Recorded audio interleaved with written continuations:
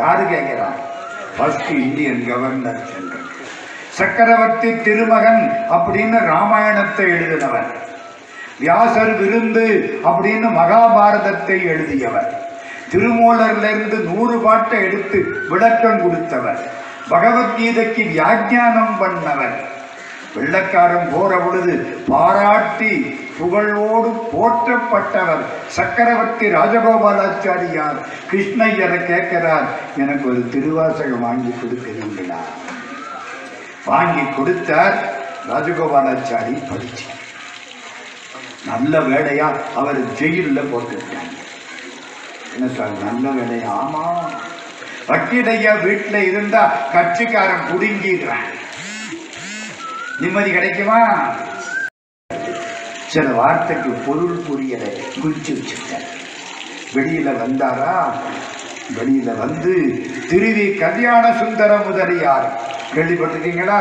திருவிக்கா அவர்கிட்ட வந்து கேட்டு அர்த்தங்களை எல்லாம் தெரிஞ்சுட்டார். வெளியில வந்ததுக்கு அப்புறம் கொஞ்ச காலம் ஆச்சு. 1950 தாண்டிடுச்சு. தர்மபுரம் மகா சன்னிதானம் திருவாசகத்துக்கு ஒரு நூல் பதிப்பிக்கிறார் உரையோட. வித்வான் தண்டவாணி தேசிகர் உரை எழுதியிருக்கார். இவ்வளவு பெரிய பதிப்பு, நல்ல பதிப்பு. இவருக்கு கடுதாசி போடுறார் தர்மபுர ஆதீனம். யாருக்கு? ராஜாஜிக்கு. நீங்கள் இந்த திருவாசக உரைக்கு ஒரு முன்னுரை தர வேண்டும். அப்பத்தான் ராஜாஜி இந்த கதையெல்லாம் சொல்றார். எந்த கதை? சப் இன்ஸ்பெக்டர் கிருஷ்ணய்யர் மூலம் நான் திருவாசகத்தை பற்றி தெரிந்து கொண்டேன். திருவாசக நூலை படித்தேன். முதலிலே இருந்து கடைசி வரை படித்தேன். எனக்கு வந்த சந்தேகங்களை திருவிக மூலம் தீர்த்து கொண்டேன். திருவாசகத்துக்கு நான் ஆளாகிவிட்டேன். திருவாசகம் என் உயிர் நூல், என் உணர்வு நூல், என்னோடு கலந்து விட்டது.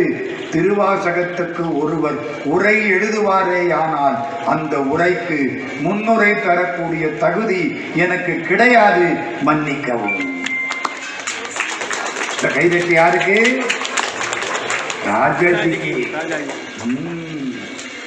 வேடிக்கை பார்த்தீங்களா? உயிர் நூல். திருவாசகம் படிக்கணுமா வேண்டாமாம்மா? தயவு பண்ணி ஆளுக்காடு ஒரு திருவாசக புத்தகமாவது வாங்குங்க. என்ன ஒரு இட்லி 20 ரூபா கொடுத்து வாங்கிட்டீங்கன்னா 3 மணி நேரத்தில் காணாம போயிருது. என்னங்க அநியாயமா இருக்கு? 30 ரூபாய்க்கு திருவாசகம்